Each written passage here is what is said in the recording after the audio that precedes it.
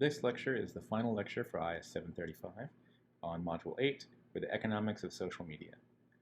And as is generally the case, we'll go through some quick announcements.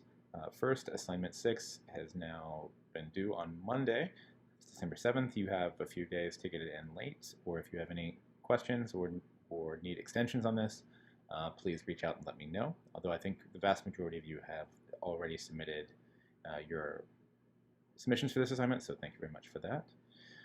For the semester project, so note that I have extended the deadline for the final medium report for your project. This is after a discussion with a number of students who brought up a reasonable request about needing or wanting the weekend to finalize their reports, but I can't make things due on Monday because of the reading days, so they're due on Tuesday, December 15th. So that's about a week from yesterday, I think. So yeah, move to Tuesday. All right, moving forward into the material for Module 8.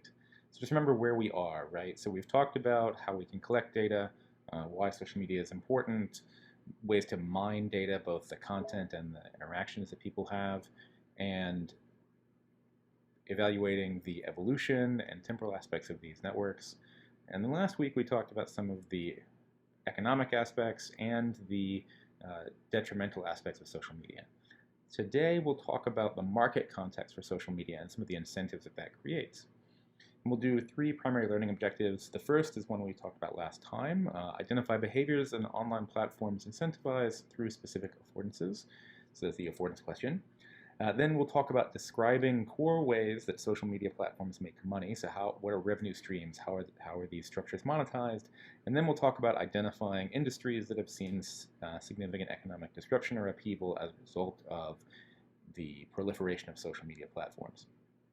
The first one, so as we mentioned last time, so we talked a lot last time about affordances. Now, why did we do this? Remember, it was to give you some insight for your 6th assignment, but really the affordances set up their own kinds of incentives, right? So there's an economic question around affordances, that particular kinds of behaviors that are enabled by technology, which are the affordances of the platform, incentivize specific kinds of behavior.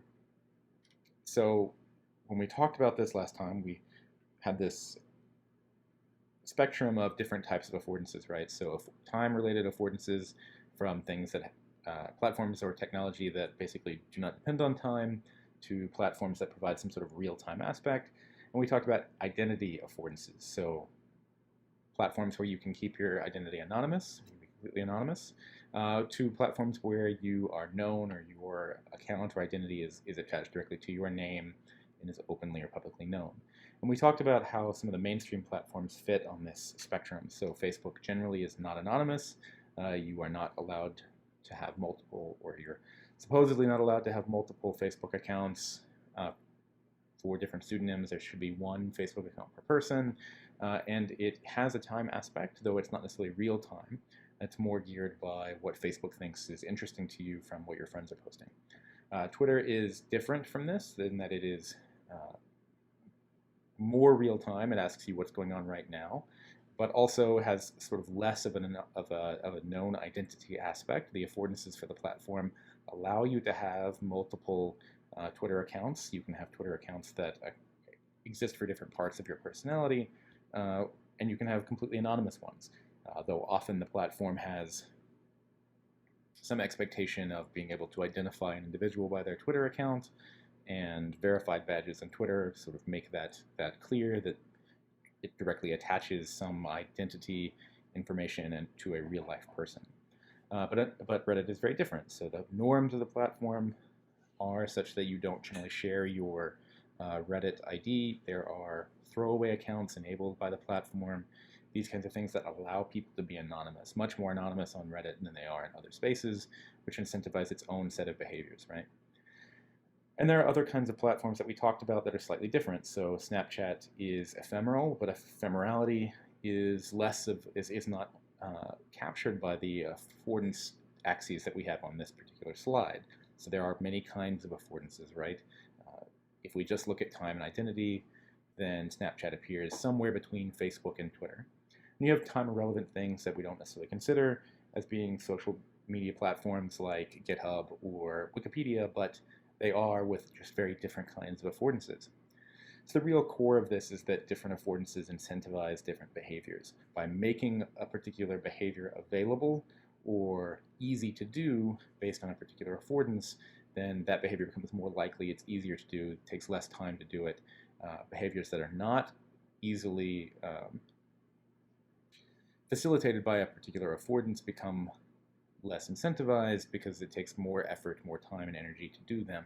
So there's some economic trade-off here between behaviors that people want and behaviors that are made easy by the platform.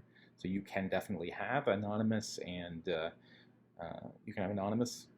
accounts on Facebook. It is possible, but in general it's not easy. You can have multiple Facebook accounts, but they don't make it easy for you because they'll go through and try and de-identify you for advertising reasons and all kinds of reasons that we'll get into. It's not impossible to do these things. It's not impossible to have multiple Facebook accounts or be anonymous. It's just harder on that platform compared to others. So other platforms incentivize being anonymous more, or behavior that comes with being anonymous more than Facebook, for instance. So we talked about affordances a lot last time. I'm not going to belabor that point here. But there's a lot of things that can be talked about there. Hopefully you got something valuable out of the affordances papers that I assigned last time. So we'll move on to the next objective about describing core ways that social media platforms make money. So what does this look like? Just to give you some sense, so Facebook is a huge business. We'll talk about where it fits in the Fortune 500, but Facebook's primary business is not providing you data. It's not providing you a place to connect you with your friends or share pictures of your cat, or if you're more in Instagram, sharing pictures of your food or travels, these kinds of things. No, Facebook's primary business is advertising. So this article from CNN Business from earlier this year talks about how Facebook generated almost $70 billion from advertising in 2019. And in fact, this $70 billion accounts for 98% of its total revenue so far, or the first half of 2020, or in the lead up to 2020 rather. So clearly, Facebook's primary mode for making money is advertising, not providing you data. And in fact, it's not advertising. It's not providing advertising for a core set of companies either. So it's not like Coca-Cola buying a bunch of ads on Facebook.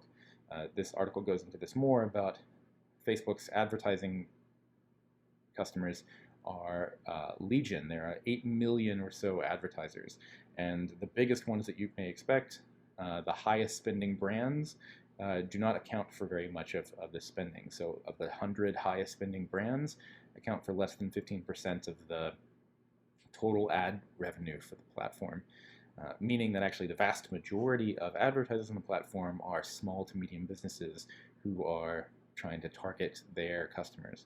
And Facebook has been massively successful at this, as we've seen from their IPO in 2013, maybe 2012, something like that, where they have almost tripled in, well, more than that, right? So 40 to 28, so they've gone up by like a factor of 7, perhaps, in their market share. So Facebook is obviously doing very well in terms of the amount of money they're making, or their ad revenue model is doing very well for them. But it's not just Facebook, right? So YouTube also makes a lot of money via advertising, or Alphabet, if we talk about YouTube and Google's parent company. So this is an article from, again, this year, earlier, just a couple months ago, YouTube bringing in $5 billion in ad revenue. It's different kinds of advertising than you might see on Facebook, and it's slightly different in that Google and Alphabet provide a very different kind of environment that's more than just who you're engaging with and the kinds of content you're posting, but also about what they know about you based on your search history and all these things, which Facebook is also tracking in its own kind of way.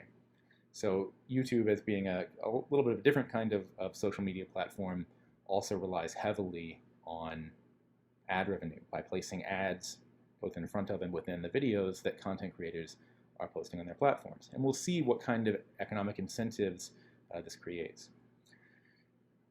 And again, Facebook and YouTube are not alone for this. So Twitter also allows you to do advertising, and the more Twitter has allowed for advertising, or the way that Twitter provides monetization has seen an increase in its market share. Reddit is very similar. Snapchat is also similar. So while Snapchat's been around for a while, it didn't really take off from an advertising perspective until it started providing the Snapchat story features and sponsored and promoted stories that you can view from TV shows and websites and these kinds of things. And that kind of advertising that Snapchat provides you is also pretty lucrative. And in fact, the platforms that we talked about, so Facebook and YouTube and Google in particular, so Alphabet is Google's parent company. These two companies are in the top 100 of the Fortune 500. So these are the listing of top tech companies on the Fortune 500. And you see Alphabet and Facebook are the number 2 and number 3 top tech companies in terms of profits. So their models for advertising are very lucrative. Now, it's not just a question of, well, these platforms get lots of viewers, so their ads must be more expensive than like an ad on a television channel or a cable channel or something like that. One of the real values that these platforms provide in terms of advertising is getting very fine-grained audience information or very fine-grained demographics. So the way, or the primary way that these advertising revenue models work in these social media platforms is by allowing advertisers to target very specific audiences for their ads. So you can do in Facebook people based on, so if you take a given page, you can go and create your own page on Facebook and try and boost and create advertising campaigns on Facebook, and you can actually get a sense of what kind of targeting you can do. So you can explicitly specify your audience based on location, so what country, what state, what geographic area, what age, and you can get a bunch of detailed targeting as well based on ideology, political ideology to a degree, based on other things that you like or similar interests, whether you liked other kinds of pages, which essentially provide a really good proxy for ideology. So you can get really hyper-targeted advertising campaigns. Now this is valuable to advertisers because they only have so much money that they can spend on ads, and they want to make sure that the ads they're creating are going to convert to clicks or convert to purchases, right? So by creating these very targeted advertisements and targeting them at very specific hyper-targeted populations, you don't have to spend as much money on ads that a lot of people don't care about.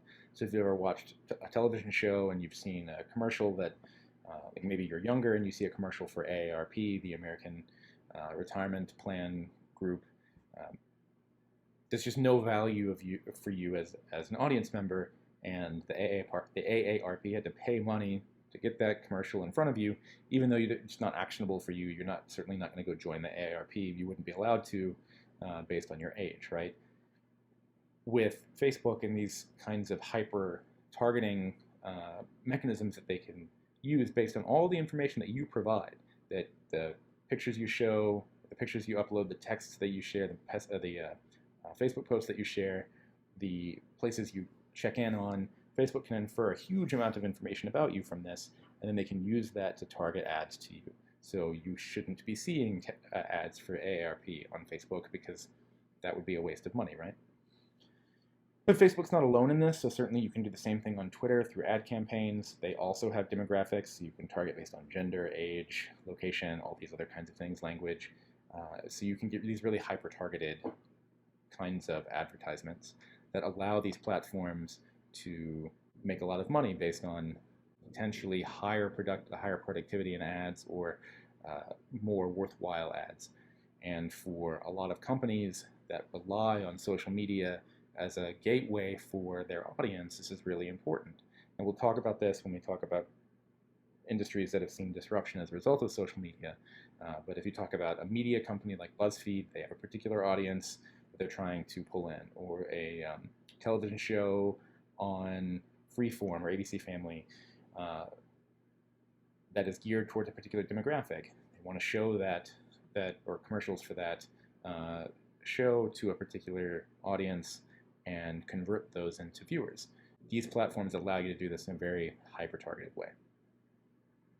Related to this, though, because of some of the revenue models that these platforms have, then the ad revenue that you can generate which isn't in and of itself you can think of as an affordance to the platform.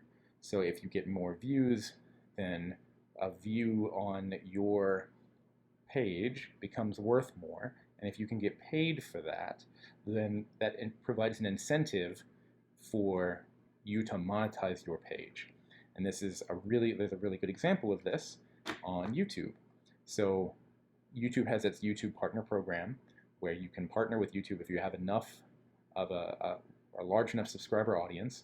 Then the ads that YouTube places on your page or in front of your videos, you get a share of those profits, or you get a share of that revenue from ads, which incentivizes people to create content for YouTube. And the higher quality content, the more viewers you get, the larger audience you get, the more YouTube benefits by being put ads in front of those people. But you also benefit from this because you get a share of those ads.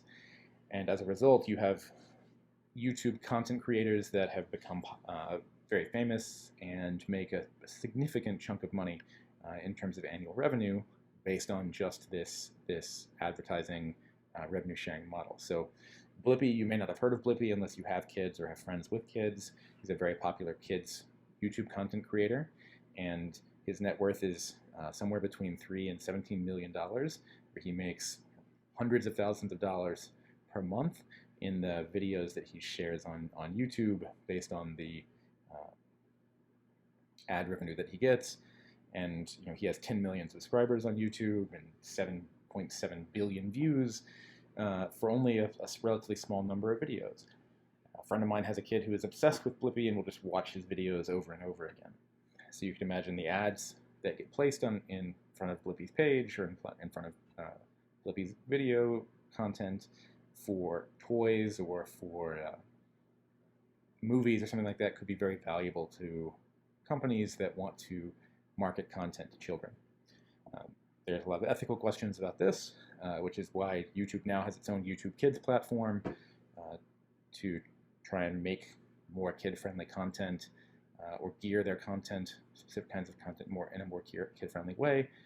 But without this partner program that allows content creators on YouTube to benefit from the advertising model, would YouTube be as popular today as it is? You might ask that same question about, or you might be able to look at other platforms that do not provide the same kind of revenue model and see that, well, YouTube is clearly the dominant video platform, and those other platforms have sort of petered out. So that tells you something about what this advertising revenue sharing model as an affordance for the platform has incentivized. It's not, of course, just YouTube, right? So this whole area, or this whole industry of influencers around Twitter and Instagram also allow people to get their name in front of a large audience. And as I mentioned, the larger audience you have on these platforms, the more valuable your say, or the more valuable your page becomes. So you can then capitalize on this and turn your Instagram page, your YouTube channel, your Twitter account into a money-making opportunity. So there's whole companies dedicated to this. This Vox piece talks about this, that even people with relatively small followings can make $30,000 to $60,000 a year by advertising or by sponsored ads or by sponsored content, where they then review content or go places and give and say nice things about particular restaurants or particular pieces of clothing or some product that they are being paid to advertise. And there's another whole set of ethical issues around this that actually one of your colleagues, one of your fellow students, have talked about in their ethics presentations. But there's a pretty significant market here where people are making hundreds of thousands of dollars a year from monetizing their online social media presence. And we can see this is becoming more popular over time. You can look at the Google Trends for the term influencer and see back in 2014, there's essentially, or very little kinds of discussion about this, but over the past couple of years, we've seen an almost doubling of discussion around influencers.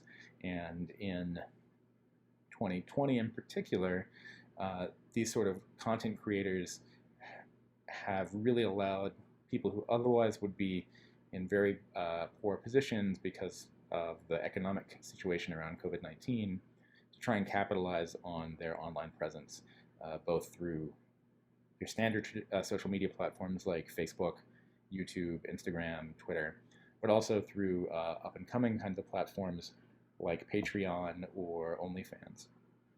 And this kind of discussion has created its own set of tensions around, what differentiates content creators on YouTube from influencers on other platforms. Are these really different kinds of people or different kinds of markets? This Atlantic piece has a good sort of breakdown about how these kinds of individuals or kinds of content creators and online personalities differ. But primarily it's around the different kinds of behaviors that they have. So a content creator on YouTube is ostensibly creating content, even if it's repurposing videos like screen rants or something like that. Whereas influencers may be building out, but they're also creating content, but the primary goal is to create share useful information about products or lifestyles or these kinds of things, and advertise or talk about products that are consistent with whatever lifestyle or aesthetic they're going for. But one of the things that I've talked about, or at least it briefly came up in a slide, is that while the economic incentives around the advertising revenue model incentivize a whole lot of behaviors and allow for people to make money on the platforms, some negative consequences also can happen from this. So we've talked about, and some of the ethics presentations have covered this idea of, well, if I am monetizing my audience, then I clearly want more audience. I want people to be more engaged with my content. So I maybe care less about the kind of content or the quality of content that I'm posting as much as I care about how engaging that content is. And once you start optimizing for engagement over quality, or as we've seen in social media over the past few years, optimizing for engagement over truth, over veracity, then you have very potentially toxic behaviors that occur. A really good example of this is in 2016, a village in Macedonia became home to a fake news factory. So this Wired piece talks a lot about the city of Veles in Macedonia, where a group of relatively young people found that if they started to create fake websites around the presidential candidates in 2016, they could actually monetize these websites fairly well using Google ad campaigns and advertisers from other platforms, and get lots of audience for these completely untrue or very hyperbolic statements or very hyperbolic stories about really important people in the United States or people who were running for president or running for office. And because these fake news stories were able to generate more money and tended to be visited by people of a conservative political ideology, then you get a lot of fake news content or low quality news content being created for conservative audiences, which really pushes conservative audiences away from mainstream media, because now they have a whole ecosystem of fake news content that they're going to view, that they're motivated to view, and you get this cycle of misinformation being shared and insulation from a larger space, or the larger information space. And this whole thing would not have happened had it not been for the economic incentives driving advertising and online social media advertising. Now, things are different in the world now, especially on platforms like Facebook and YouTube, and advertisers like Facebook ads and Google AdWords, Google AdSense, I suppose. Now, people are a lot more aware of this, both individuals and companies, and they pay a lot more attention to trying to make sure that their ads do not show up on sort of fringe or low quality, low credibility sites. And this has caused real problems. So like InfoWars is a relatively well-known but extremely fringe alternative influence or alternative information kind of network that has since been deplatformed, removed from Twitter and YouTube and Facebook. And now Alex Jones, the main personality behind InfoWars, has had to find other places to make money and monetize the information that he shares. because advertisers have responded in a very harsh and strict kind of way to the questionable content that he shares. Over the past few years, so these kinds of antisocial behaviors that have stemmed from advertising and the knowledge, the information that we've learned about how foreign influence campaigns have tried to use and abuse advertising campaigns or social media advertising to do hyper-targeting of potentially incorrect or manipulative and malicious content on these platforms. There's been a push to provide additional transparency around advertising. So Facebook has provided a large library of the ads that now run on their platform through the Facebook ad library. So if you're interested in this kind of thing, I encourage you to check this out. You should be able to log in with a Facebook account and start to explore the kinds of ads that are shown in any country, well, many countries across the globe. And you can see the kinds of issues that are being advertised or the kind of content that's being advertised, who it's being targeted, how much money is being spent on these ads, and provides a really interesting way to explore this kind of content that prior to the past couple of years has not been available. And you can see, so there's interesting content about, in the United States, how much money is being spent by different presidential campaigns. Facebook is saying right now that they've restricted kinds of content that you can run ads on that, or you can run ads about on their platform. Twitter also has said that they have reduced or rather eliminated or banned political ads on their platform globally. Of course, there are questions about what constitutes a political ad, but the advertising revenue model in social media drives a huge amount of behavior, and clearly huge amounts, billions and billions of dollars. So that's the core way that social media platforms make money, and people who engage with these platforms also make money through things like sponsored or promoted content that they share that the FTC says is required to be disclosed, but oftentimes are not disclosed. But as a result of these kinds of behaviors that get incentivized by advertising, a number of other industries beyond social media and the tech industry have seen really economic disruption, or really strong disruption from these platforms. And the main one that people talk about or that has been discussed and is a legitimate and real concern is the effect that these kinds of platforms, both Facebook and Alphabet, Google, etc., have on journalism. So as people increasingly turn to social media platforms for news, what does this mean? So if I'm looking at news that my friends are sharing that results in less eyes on local journalistic organizations' websites. And so much of the advertising, or so much of the news and journalistic industry is driven by advertising. So, back pre-internet era, some of the most valuable ads are like front page of the New York Times or on like page 2 of the New York Times. It's a very high dollar ad space.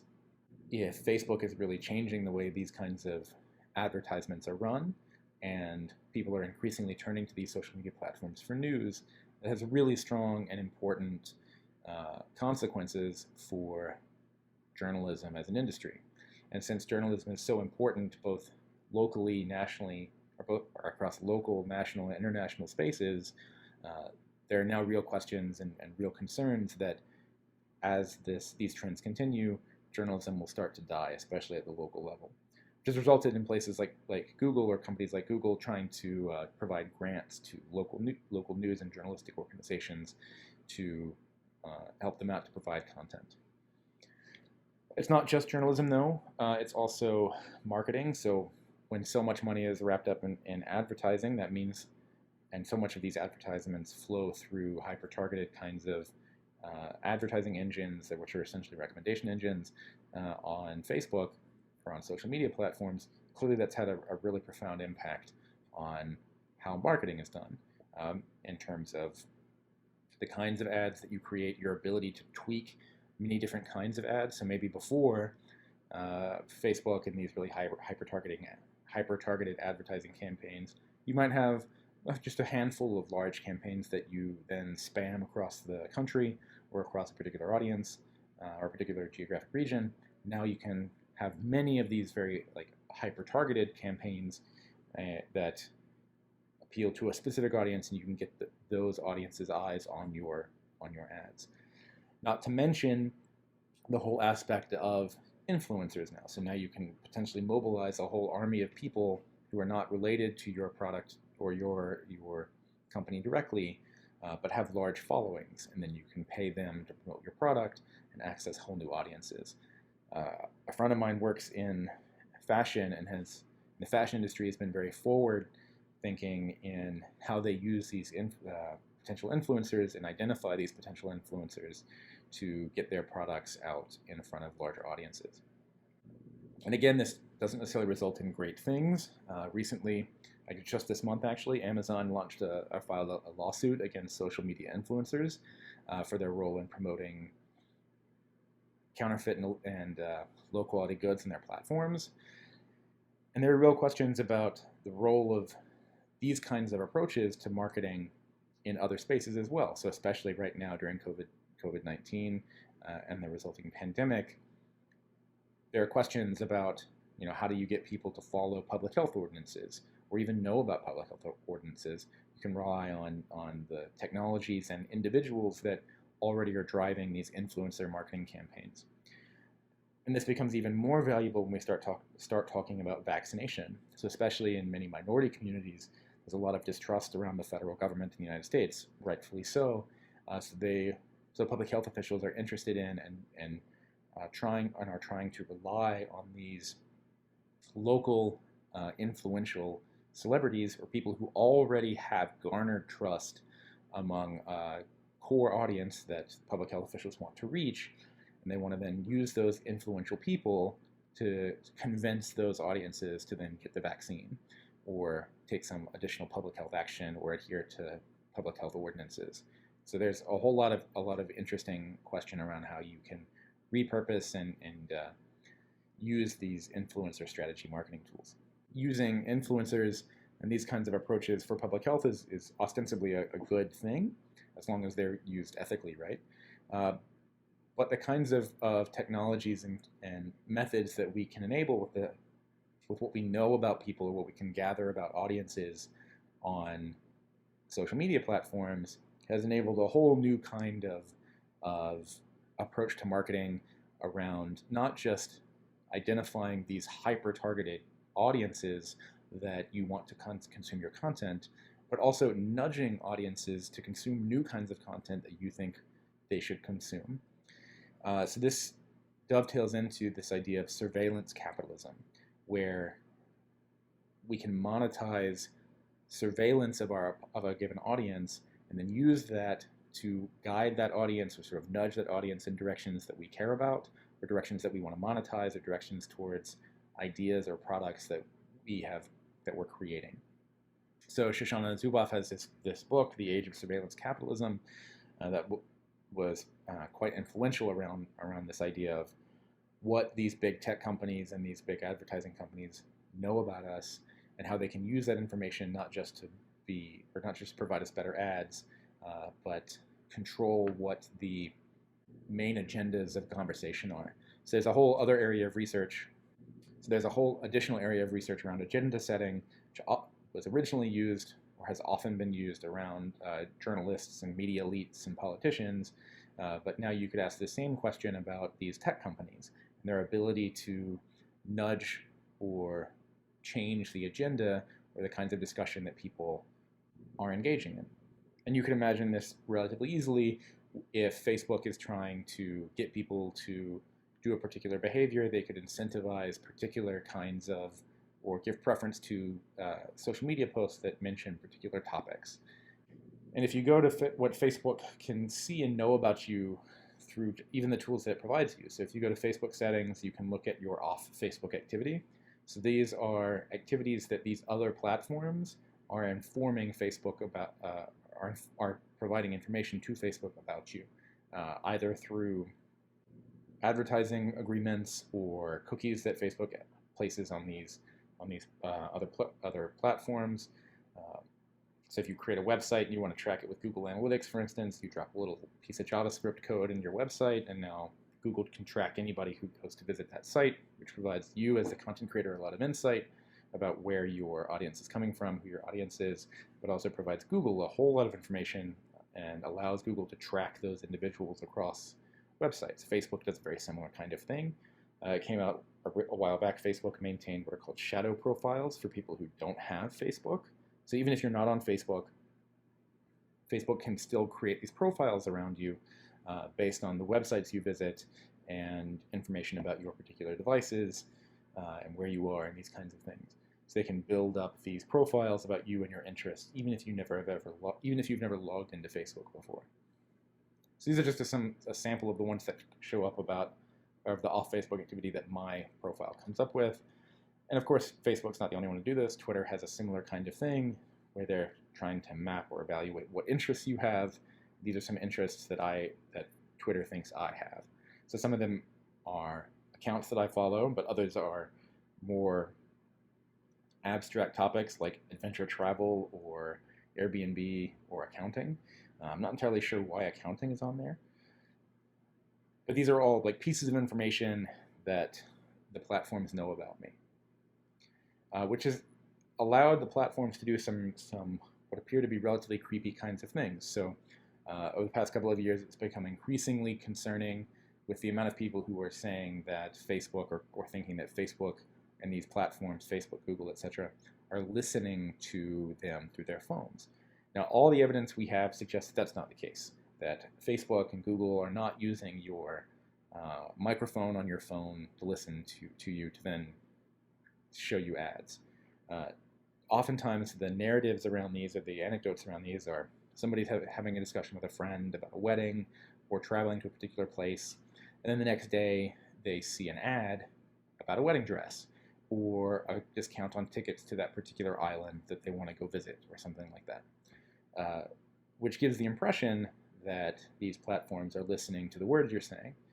The reality is, though, the vast majority of information, both the kinds of interests you have and what your friends are talking about, all of that gets encoded into your online behaviors. The websites you visit, the websites your friends visit, the kinds of information that your friends are exposed to.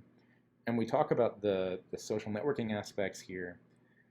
If you know something about many of your friends, odds are you know that exact same thing about those people's friends. So if a lot of your friends are all searching for wedding information or travel to a particular island, then it's highly likely that you are also going to be looking for or interested in trips to those islands. And then these platforms can market that information to you just based solely on the behavior of your friends.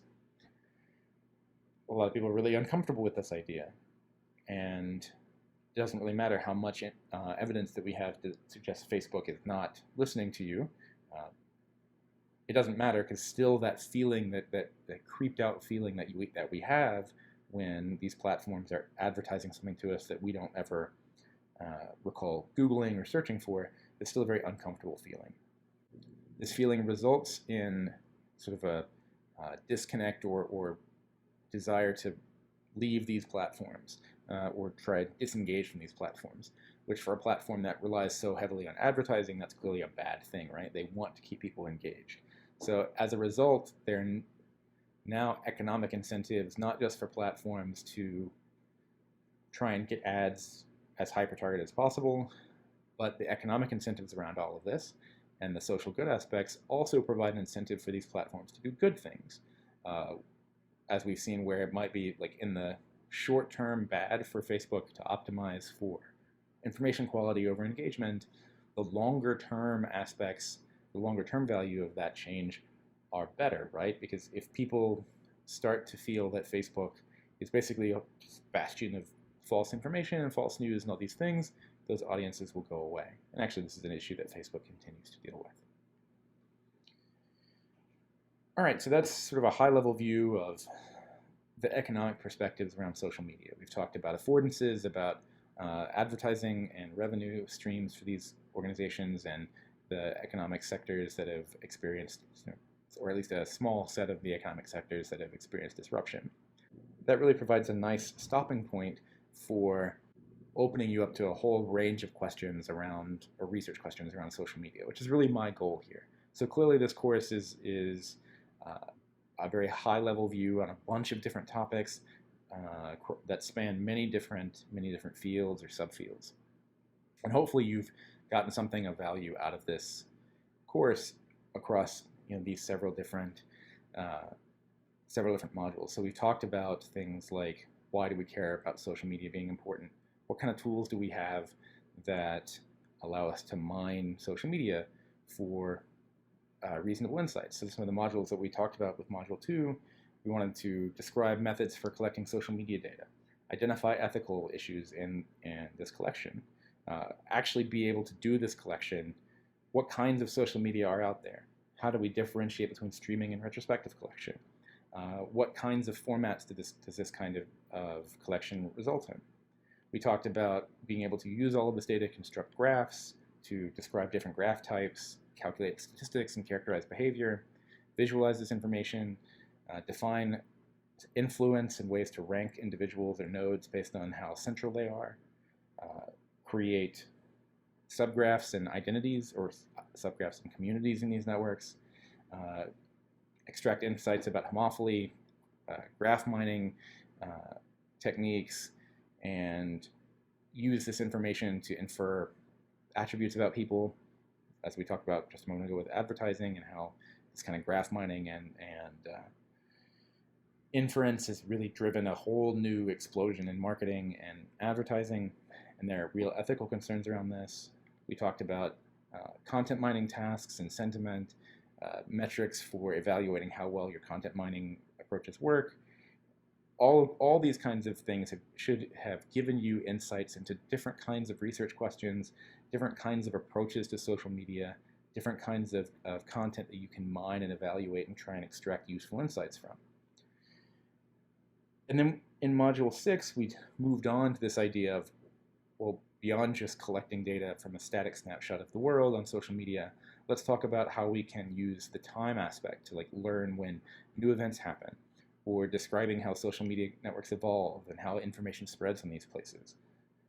But not everything that happens in these platforms is good. There are a bunch of different kinds of negative behaviors that happen. So it's just harassment, what motivates people to harass, how we can address these issues of antisocial behavior online, what their strengths and weaknesses are. If we're trying to address fake news, how do we know what fake news is? If we're trying to get people to stop, if we're trying to identify harassment online, how do we differentiate between what's harassing and violent or uncomfortable content versus content that uses expletives or harsh language in a camaraderie kind of way? So they're really hard questions here. And then we just talked about the incentives in market contexts, from what kinds of affordances are platforms incentivizing, how are they making money? Primarily, they're making money based on you as an individual, because Facebook's providing you the service for free, but you are providing them with a bunch of data that they can then monetize, which has caused a whole bunch of economic disruption resulting from social media. So these are sort of the in-depth kinds of things that we tried to do across all the modules to really get at 6 core learning objectives. At the end of this class, you hopefully now have the ability to collect digital trace data from social media platforms. That's part of the core aspects of your project, that underlied or were the foundations of several of your Medium posts, being able to collect content from Facebook, Twitter, YouTube, Reddit, all these other platforms in some relatively automated kind of way. Use this information to extract graph structures built on nodes and edges, being able to define all this kind of information about what constitutes nodes and edges, implement sort of touchstone approaches for analyzing these graph results, from trying to visualize them to extract what are the influential nodes, characterize the overall structure of the network, do community analysis on these spaces, extracting digital insights or insights from digital data about ad spending, or predicting information, predicting events, or trying to understand things like social disorders or harassment online or digital storytelling. All of these kinds of insights that we've talked about, hopefully you now have at least some idea of how to do many of them. Even if you don't have, we didn't go into very deep detail about how some of the most advanced machine learning models work or machine learning approaches work, but at least you have some idea about, well, if I want to understand something about elections on Twitter, if I want to understand something about or predict something about sentiment towards a particular candidate or towards a particular company. I at least have some idea about where to start with that. Central to all of this, though, are the real social and ethical concerns around the use of social media data, not just for us in terms of mining the data or storing it or analyzing it, but also for the platform's perspectives and what their roles and ethical considerations should be when they're creating technology to engage with their users or engage with the population to avoid issues like manipulation or propagating bias in the models that they use. And then finally, with your social media project or your semester project, you have taken the opportunity to combine all of these pieces that we've discussed into some singular artifact that helps you sort of bridge and connect all of these different pieces. So that's an overview of the class and where we'll end. So I want to say thank you for being a part of the class, despite all of the difficulties going on with the move to online instruction and the uncertainties around the COVID-19 pandemic and the US election. So thank you very much. And as always, if you have questions about this module or any module or anything you have for me, by all means, reach out, post in the discussion forum. And thank you very much.